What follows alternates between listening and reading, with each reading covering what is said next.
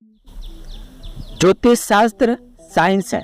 Astrology एक विज्ञान आधारित शास्त्र है और जिसके द्वारा आसानी से किसी भी व्यक्ति के बारे में भूत, वर्तमान, भविष्य बताना संभव है।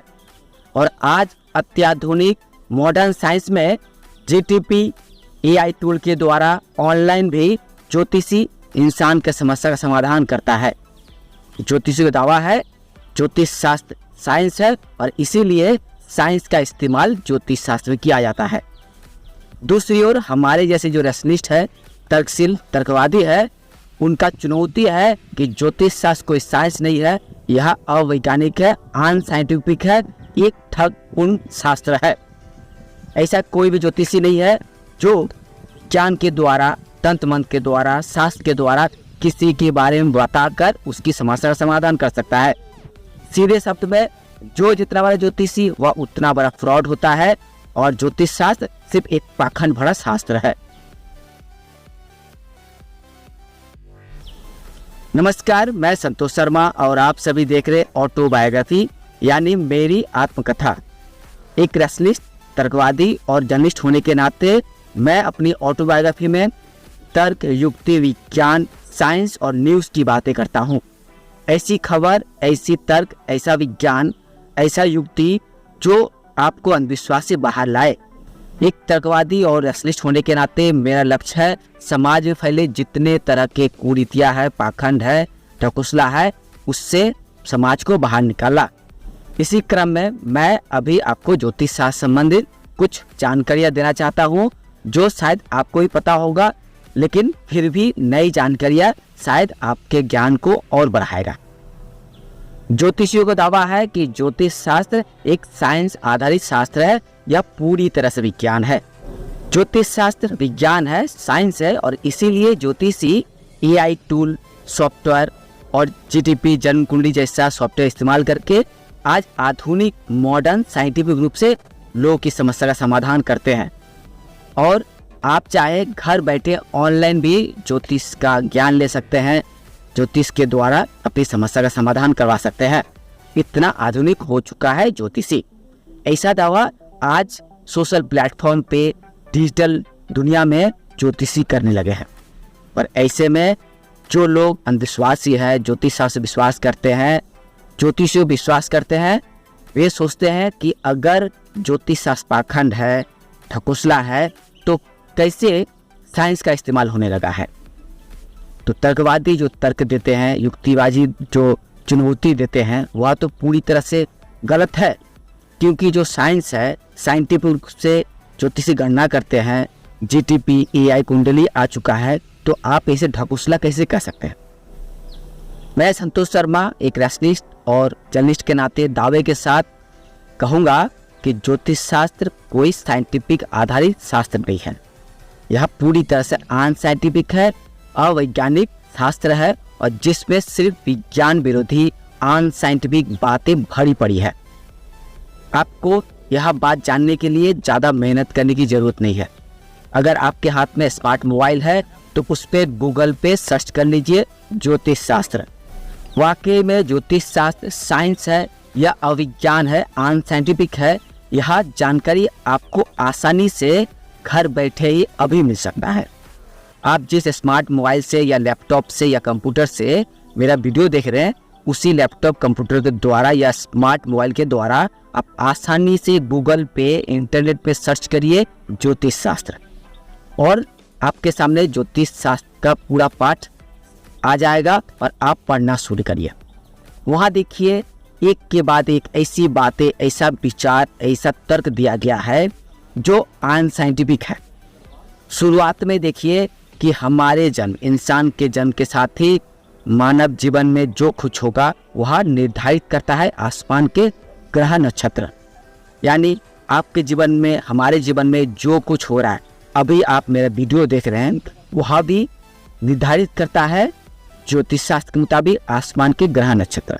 यानी पहले से निर्धारित है और इसीलिए आप मेरा वीडियो भी देख रहे हैं। यानी ज्योतिष शास्त्र के मुताबिक स्पष्ट रूप से कहा गया है और दावा भी किया जाता है कि मानव जीवन में जो कुछ होता है, हर एक व्यक्ति के जीवन में जो कुछ घटना होती है, उसके पीछे सिर्फ और सिर्फ 9 ग्रह और 27 नक्षत्र है। अगर ज्योतिष शास्त्र में और पढ़ेंगे, आप खुद देख सकते हैं गूगल पे सर्च करके, ज्योतिष शास्त्र में हमारे जीवन को नियंत्रित करने वाले ग्रहों का नाम क्या है। तो वहाँ देखिए 9 ग्रहों का नाम दिया हुआ है, सूर्य, चंद्र, राहु, केतु, शनि, मंगल, गुरु जैसे 9 ग्रह। तो अगर आप थोड़ा सा पढ़े लिखे होंगे तो आपके मन में एक आसान सा सवाल होगा। ज्योतिष शास्त्र के मुताबिक सूर्य को, यानी जो दिन के उजाले में सूर्य देखते हैं, उसे ग्रह कहा गया है। क्या आप इस बात में विश्वास करेंगे? अगर आपके सामने कोई ज्योतिषी मिल जाए या कोई ऑनलाइन कोई ज्योतिषी बैठा हुआ है तो उनसे ही सवाल करिए, क्यों ज्योतिष शास्त्र के मुताबिक सूर्य को ग्रह कहा गया है, जबकि साइंस के रूप में साइंटिफिक यह साबित हो चुका है कि सूर्य एक नक्षत्र है। तो यह गलतफहमी क्यों आज भी ज्योतिष शास्त्र के किताबों में, ज्योतिषियों के विश्वास में, ज्योतिष शास्त्र के ज्ञान में यह दर्शाया, दावा किया गया है। सबसे बड़ा सवाल यह है, क्यों आज भी यह विज्ञान विरोधी बात सूर्य को ग्रह बताकर लोगों में दर्शाने, बताने की कोशिश किया जाता है। तो सिर्फ एक उदाहरण से आपको समझ में आ रहा है कि जो ज्योतिष शास्त्र दावा करता है, जो ज्योतिषी दावा करता है कि ज्योतिष शास्त्र विज्ञान है, तो वहाँ तो शुरुआत में विज्ञान विरोधी बातें हैं। तो आप किस पर विश्वास करेंगे? चलिए ज्योतिष शास्त्र पर चर्चा को और आगे बढ़ाते हैं।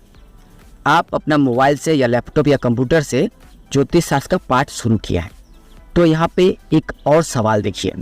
ज्योतिष शास्त्र के मुताबिक हमारे जीवन में हर पल, हर क्षण क्या क्या घटना घटेगी, वह किसी बच्चे की जन्म के साथ ही निर्धारित हो जाता है।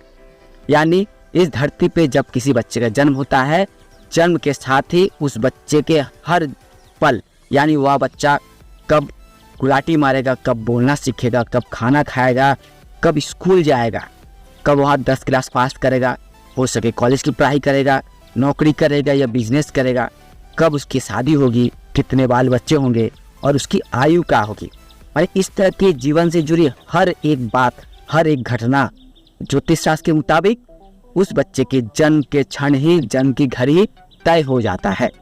यानी हर इंसान का भाग पूर्व निर्धारित है और पहले से तय है।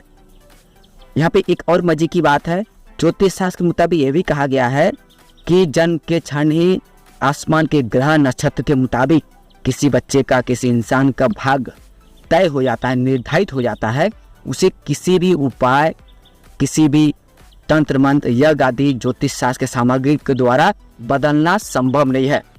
यानी जन्म के क्षण ही जो भाग निर्धारित हो चुका है वह कभी नहीं बदला जा सकता है। यानी अगर किसी बच्चे के जन्म कुंडली में भाग में लिखा है कि वह सिर्फ 10 क्लास ही पढ़ेगा और लाख कोशिश कर ले, वह IPS IAS नहीं बन सकता है। यह बात ज्योतिष शास्त्र के मुताबिक दावा किया जाता है, ज्योतिष शास्त्र में कहा गया है।